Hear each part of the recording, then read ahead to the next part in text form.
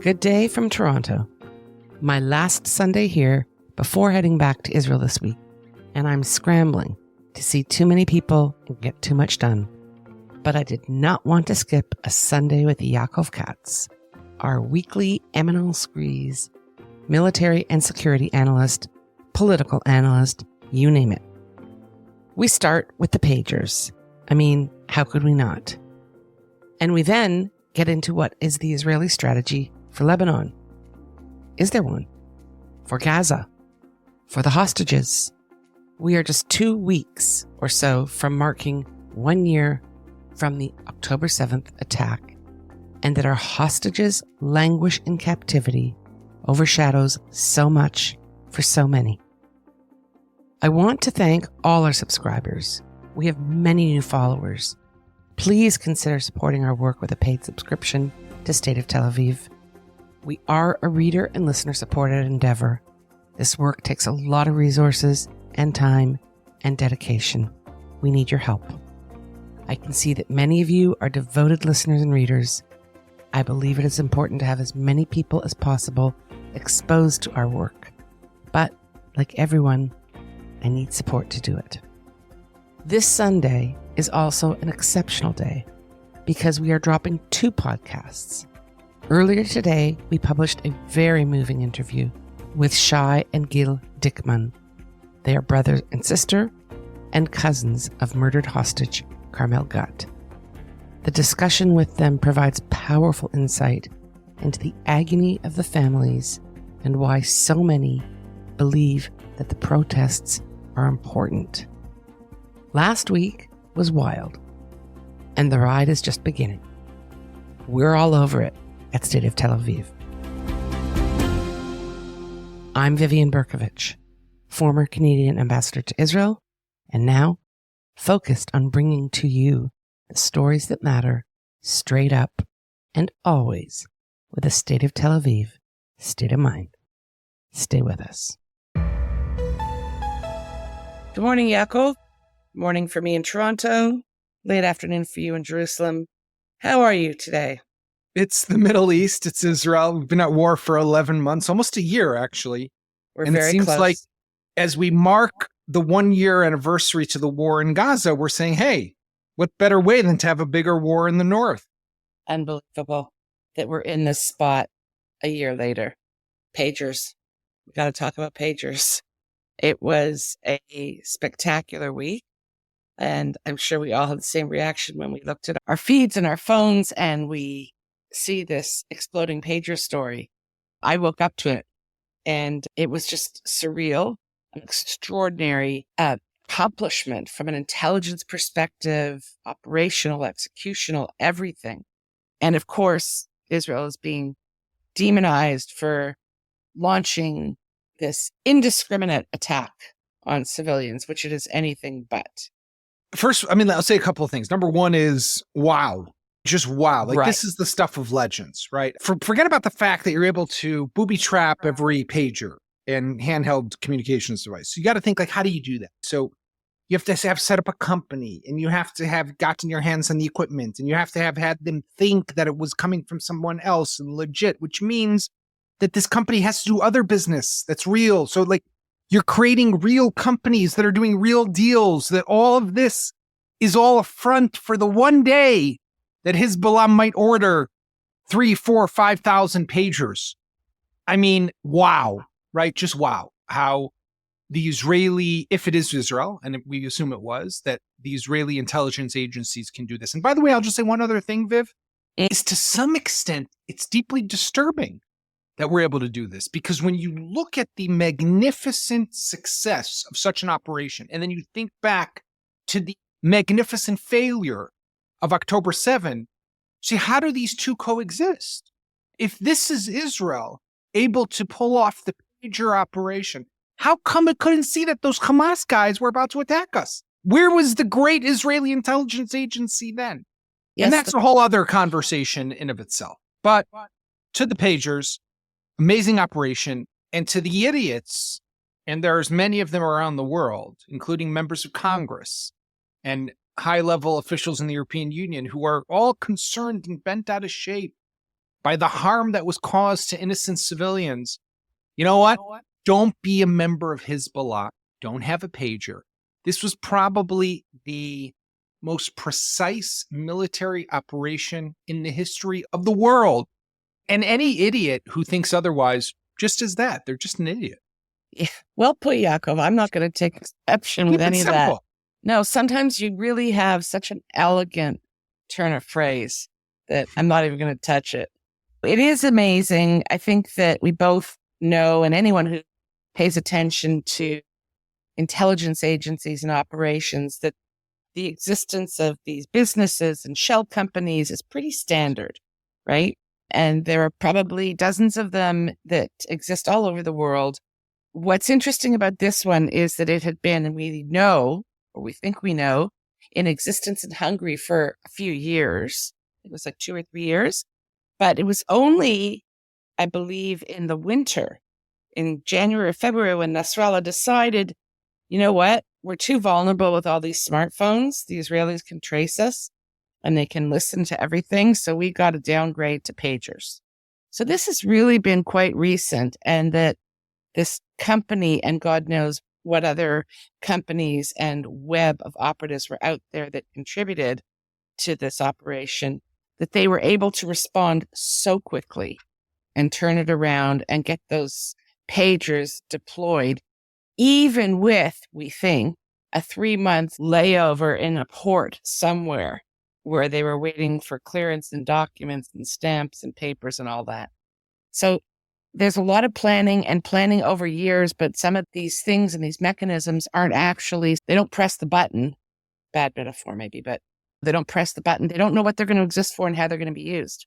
No, and it's a matter of having the infrastructure and having it in place to be able to use it for when you need to. But also even that, right? All of the shell companies, the purchasing, the buying, the selling, the front. What about mixing the explosives inside? That was the, that's a whole other, like, where do you have that production line? Thousands of pagers, the exact measurements. Also, you got to remember, they're going to Hezbollah. You have to assume they're sniffing them with dogs. They're putting them through an X-ray machine. They're, MRIing them. I don't know what they're doing. They're reviewing them. They're inspecting them. So you're doing it in a sophisticated way that it won't even be detected. Wow. That's all you can say. Yeah. I think that probably those 3 months in a port somewhere is when the juice was put into the pagers. Okay, so the pagers, we all know what happened there. And then the walkie-talkies the next day. We've all seen the memes. Some are gross, some are clever. But to be a little more serious for a moment, how on earth is Hezbollah going to communicate now, other than by pigeon? Pigeon. Listen, they'll still communicate. You have couriers, you have people who can pass on messages, you have different codes. You could talk on the phone and speak in a way that someone who's listening in might not understand what they're talking about. I wouldn't worry about their ability to continue to communicate.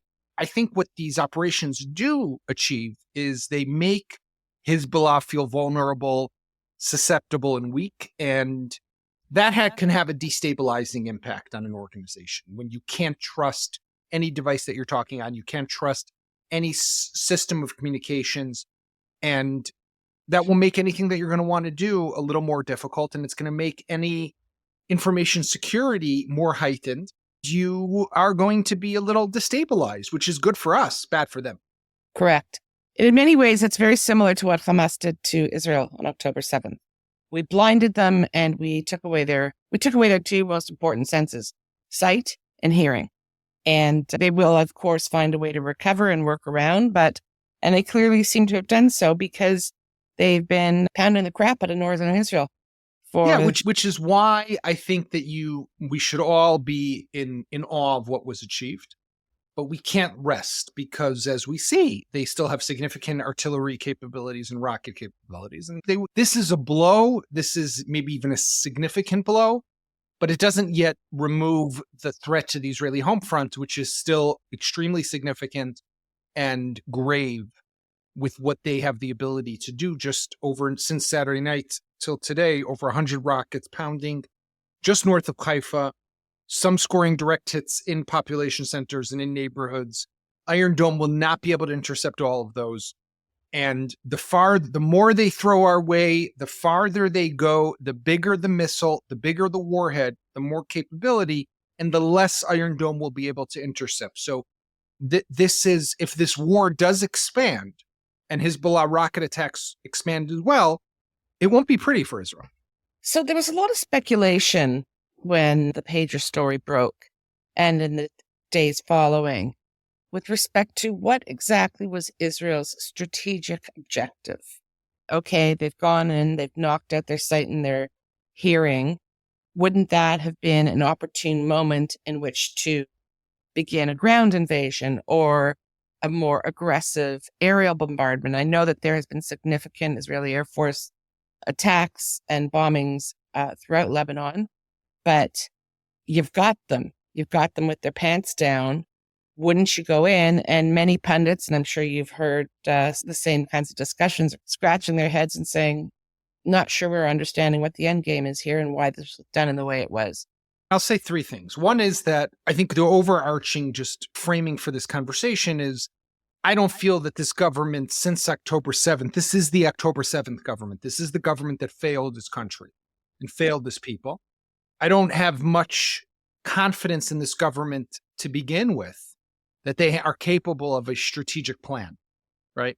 The one strategic plan they put in place almost led to our not our destruction, but ripped us apart in ways that are still crazy when you think about what they did with the judicial reform leading up to October 7th. And the war that we've seen in Gaza since has not exactly been led by some grand strategic plan. So I don't know that there's a strategic plan. I will say that I too saw this attack and said, 1 second, we're taking out their communications.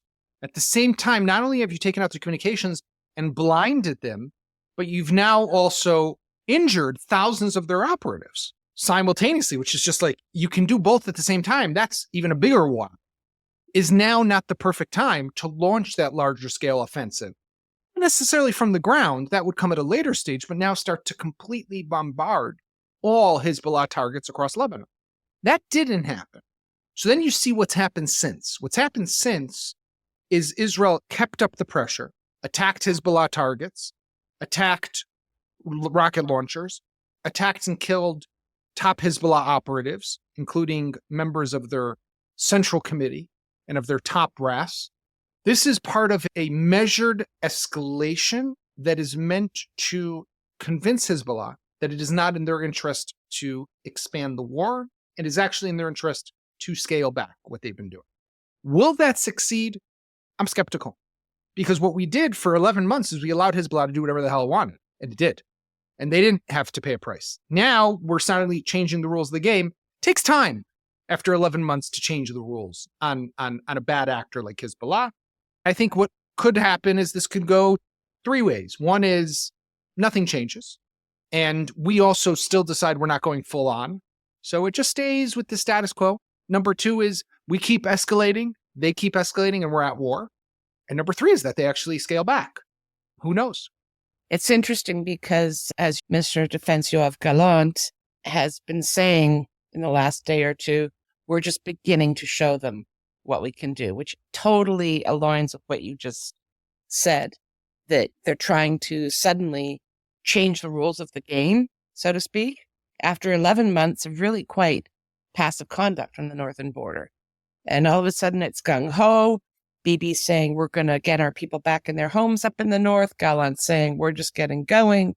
And you're saying, and I would tend to agree with you, the likelihood of Hezbollah and Iran backing down and being intimidated into backing down is not high.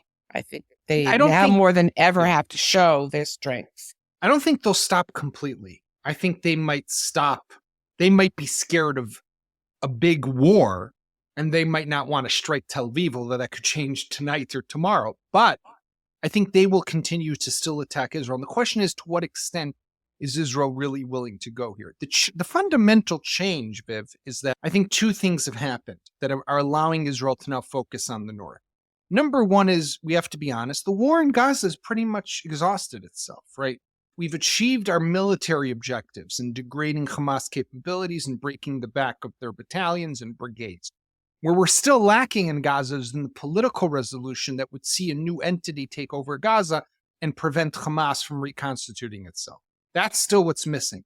And getting the hostages home. And of course, thank you for that. And of course, getting the hostages back, which is, to me, has to be the superior and supreme objective. Because we're no longer really need the military there in the big way that we had until now, we're able to re-divert and focus and allocate our military unit. That's one. Second change is I think we can assume is that after many months of war in Gaza, and because the war had scaled down, we've replenished our munition supplies. Now that we've replenished them, we're able to now contemplate even a war in the north that would require significant amounts of munition and weaponry that we until now might not have had and needed to first get. And then, of course, is the fact that Hezbollah is still attacking, right, which is just the constant that we have. So all of this together, and let me add one other element to that, is that for Netanyahu, I think, too, it's hard to ignore the politics of this. And by the way, whenever people accuse me of, why do you have to talk about the politics? I say, excuse me, I'm talking about the politics. Last week, as we're on the precipice of a wider war with Hezbollah, he's doing that two-step dance. One step towards war and one step with politics with Gideon Sa'ar and Yoav Gallant. So it's not me who's putting politics into the conversation. He's the one who does it all the time. The politics of it are war, to an extent, helps him. And war in the north helps him because it moves the entire conversation away from the failures and the disaster that he led us to that culminated in October 7th. And which he made a point of stating in the last week or so that he does not believe that a state commission of inquiry is at all necessary in order to get at the failures and the issues, which I thought was just quite a comment. He doesn't want to. He doesn't want to. Of course, he doesn't. Yeah, but why would he come out and say something that is really quite, in my view, ridiculous? I have to bite before we go back to Lebanon, but I do have to bite at the political thing. It's too much red meat thrown in front of a lion. The whole Gideon Sa'ar Yoav Gallant thing from last week was just classic. It was classic Bibi. Everybody, his cabinet basically wads Gallant out because he is aligned with the security intelligence community in pushing for a deal to release the hostages and bring them home. And the rest of the cabinet is saying, we got to keep fighting. We got to push in. We've got to resettle and occupy Gaza. And as we know, it's like, all right, we've had enough of this Gallant thing and maybe we're going to push him out. Just even raising the prospect, right? We're going to push him out. We'll bring someone else in who will do our bidding and agree with us on everything. I personally was kind of surprised that Gideon Sa'ar was the sacrificial lamb for two reasons. One is he just doesn't have the credibility in the defense sector. And that's something that clearly the polls fed back to Likud. He just hasn't got the chops for the job. He's not someone people look at and see as a minister of defense, maybe foreign affairs, maybe something else, but not defense. And maybe that was just an excuse to give Sa'ar a way out to back out graciously and say, I'm not interested. But why would Gideon Sa'ar serve himself up like that? This is a guy who has been through so many political wars with Bibi. He's out in the wilderness now. If there was an election tomorrow, he wouldn't pass the threshold and get into the Knesset. But this, to even contemplate going in and sitting in this government, it, to my mind, just absolutely destroys any and all credibility. A couple of things. First of all, I disagree with you to some extent. And I know, I don't do that often, but I actually am of the opinion that the best defense ministers are civilians.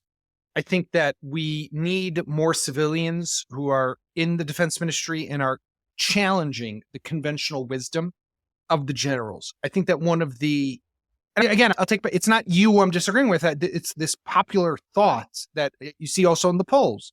I think that people are wrong. I think that what we've seen that led up to October 7th was groupthink that was also in the defense establishment. And I think that more people who come with outside of the box and look inside and can challenge what the generals are saying can only do us good. And I think that Gideon Sa'ar, whether it was him or someone else, I don't think his defense experience is any greater or better or worse than any other civilian candidate who could have been in the defense ministry. I think that we should do that.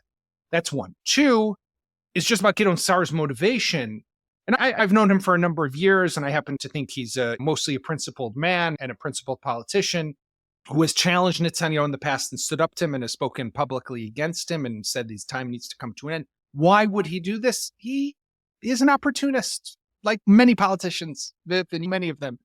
And he saw an opportunity to revitalize or rebuild his career, which is now bad because he's not crossing the threshold and he doesn't have any political alliance. He's exhausted all opportunities, whether it was Benny Gantz or other people.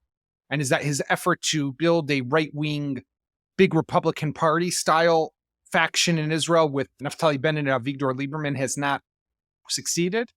And this was a way for him to bring himself back into the right, take him back to the Likud where he came from, and be defense minister at the same time, take credit for stopping some of the craziness within Israel. I understand what he was trying to do also. Was he more of an opportunist than Naftali Bennett was when he made a government with Yair Lapid and the Arabs? Don't know. Probably not. We've seen this before. Nothing new under the sun with the way Israeli politicians are. Fair enough. So much of what that's fascinating, actually. So much of what Gideon Sa'ar has done in the last 10 years is built his brand on maintaining his principles, being center, but standing up to Netanyahu. So that's what really hit me about that whole wait, you're going back a decade here. But I get it. That's so interesting. By the way, listen, to be honest, I'd heard these rumors for a long time. There had been reports that they were in discussion. I was surprised that he was willing to go all the way with them because we've all had discussions with him of where he's really been the uber critic of Netanyahu. Yeah, right? He has. Exactly. Yeah. And to change that. But again, look, Benny Gantz promised not to sit with Netanyahu, did it twice. Everything can be rationalized within politics, unfortunately. So maybe Lieberman will be the next Minister of Defense. You know what? For all I know, Bibi's calling up Naftali Bennett and saying, you become my defense minister from the outside. Who knows, right? And you know what? Anything that would happen here would honestly not surprise me too much. The one thing that would surprise me, you really want to know what it would be? If Netanyahu suddenly steps down. That would be the one thing that would really shock me because the way I see the politics right now, he's riding a wave and he's climbing. Yeah, no, he seems to be, I don't know what the polls are saying at the moment, but the pager thing certainly put some gas in his tank. And there was that fabulous meme of James Bond. I saw that. It was great. Anybody who didn't see it, Google it, you'll find it. It's a 15-second clip of Bibi basically doing the James Bond thing and putting on the sunglasses, and it's fantastic. Okay, back up to Lebanon. I've been hearing that former generals and people who are supposed to understand this sort of terrain, literally and metaphorically, are saying, look, we're much better prepared and knowledgeable about Lebanon than we were in 2006. That was a disastrous war for many reasons. But we've, first of all, somewhat softened the ground with the pager episode and with the airstrikes in a way that we did not do in 2006. We would have one of three possible strategic goals if we were to go into Lebanon with a ground invasion. And the one that Gallant apparently favors, which is the most modest, would be to create a buffer zone, a security zone, call it whatever you want, basically a sort of 10 to 16 kilometer strip north of the border with Israel into Lebanon that Israel would control, which is what the UN is supposed to have been doing under Resolution 1701 for the last however many years and has failed to do completely and totally. But if Bibi is going to make good on his promise to return those people in the north to their homes, there has to be a security buffer in which Hezbollah absolutely does not operate and cannot attack Israel with short-range rockets. What are you hearing and what do you think is likely? And also I'm hearing and reading that this would be a short operation. We heard that about Gaza too. Yeah, I mean, anyone who says short operation nowadays, I'm going to be a little skeptical because also we thought Gaza wouldn't be this long. Look, the question really comes down to what is the objective that will be set out at the onset of whatever this might be. First of all, about a ground offensive, I think it's important also to keep in mind that before Israel's going to send any troops into Lebanon, it's going to need to soften the ground. right? Which will require what we've seen in terms of airstrikes is nothing compared to what the Air Force will need to do and the number of targets that it has all throughout Lebanon, right? Think of all throughout southern Lebanon, think all throughout central Lebanon, and of course, Beirut. Israel will be destroying so much of Lebanon before any soldier, I think, will cross into Lebanon. Now, once you do that and you've taken out most of their targets, then you're going to send in your troops. By the way, we did the same thing in Gaza, right? We first had a massive aerial campaign, artillery campaign. We destroyed and we leveled a lot of those areas. Maybe we would even do in southern Lebanon, we would drop flyers and say, hey guys, get the hell out of here because we're coming in. So we might even do that and give that time. So you're going to have a much bigger scale operation than anything we've seen until now. We've been very limited in what we've done. And compared to 2006, when we went into that war with a very small target bank, today Israel has thousands and thousands of Hezbollah targets that it knows where they are. It's ready to attack them and it can attack them. It's a decision. So that's one. Two is the question's really going to be, what do we want to achieve? Is this regime change? Is this completely eliminating Hezbollah like we're trying to do in Gaza? Is this taking them out so that a new regime and the government of Lebanon can actually control Lebanon? What are we out to achieve here? So if it's very modest and it's just, hey, we want to push Hezbollah 10 kilometers north so that their anti-tank missile squads can't target Metula, okay, I get that. That's important. That doesn't solve the bigger strategic problem here, right? Which is, I think, also why we're continuing to see hesitancy by Israel, because it's not simple. To really take out Hezbollah in the way that we've been doing with Hamas, it's taken us 11 months in Gaza, and we're not even done. Lebanon? Stronger, twice the size, far more powerful? I don't know what we're trying to achieve there. And you got the whole world that's telling you, stay the hell out of Lebanon. You saw that video that Macron put out the other day. Like, I was watching, I'm like, what the hell is this? Is this real? I couldn't believe it was real. I thought it wasn't real. I swear to God, I'm watching the French president, leader of France, supposed friend of Israel, saying, we stand with Lebanon, the people of Lebanon. We're committed to your security. You deserve security. You deserve safety. And I'm like, no, this is AI. Someone made this up. No way this is real. No, it was real. But anyhow, just how distorted the world is. But so I really think it'll come down to the question of what we want to achieve. A buffer zone in Lebanon, nice idea, good, important, will allow maybe people to come back, will have to be accompanied by a significant, severe degradation or degrading of Hezbollah's capabilities. That's not something that's short. Yeah, on the Macron thing, I was as shocked as you, and it coming right around the time of that Jake Tapper AI piece, which I'm sure you saw, which actually was taken down off social media. Warner Brothers, it looks like they made a copyright complaint. So there's some really good AI stuff going around. Oh, no, there's great AI. And you have to be really careful. But I think that Macron he's a diminished leader in many ways, and he's grasping. But that was quite something. Okay, we're finishing with the hostages who remain in captivity. As best we know, there are 101 and possibly as many as 60 or 70 still alive. Is there any talk, anything at all to give us any hope that getting the hostages home and making a deal is a priority? You know, the sad truth is I don't see it. And I see no one's even talking about the hostages here, right? That's what's sad. There was a protest. And interestingly, I'll just say that in my neighborhood in Jerusalem, I live just a few blocks away from Minister Ron Dermer. And for months, most of this war, there have never been protests outside his home, which I found very interesting, actually. Probably the most aligned member of the government, war cabinet, security cabinet, minister in the cabinet, with the prime minister, never protests since the 6 hostages were found murdered in that tunnel. What is it now, 3 weeks ago or so? Yeah. There have been protests all the time outside his home. So I think it has ignited something in some people.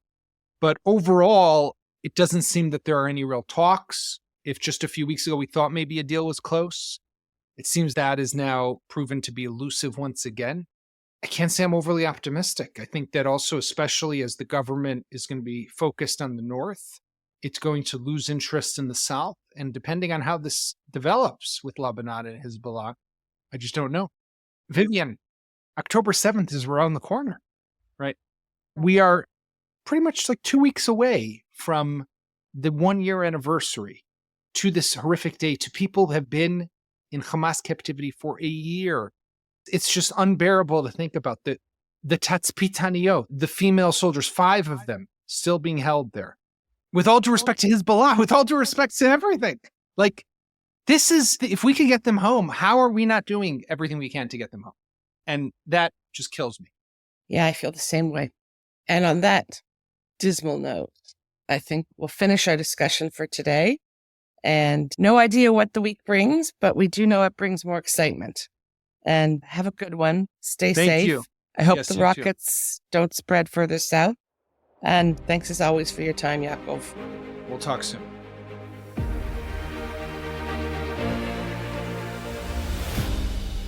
And thanks to our listeners for being here. So much going on, and we have so much material in production. Stay tuned. We love hearing from you, so please comment on our website, stateoftelaviv.com, or send us a note to hello@stateoftelaviv.com. On behalf of the State of Tel Aviv core team, Jan Zabo, our creative, graphic, visual, and marketing man, Amir White, producer and editor extraordinaire, sound guy, who is also impressively patient with me and my boomer tech deficiencies, and our social media manager, who pitches in on everything, Maya Naftalin. Thanks to the team. Thanks to you for being here. We'll be back soon.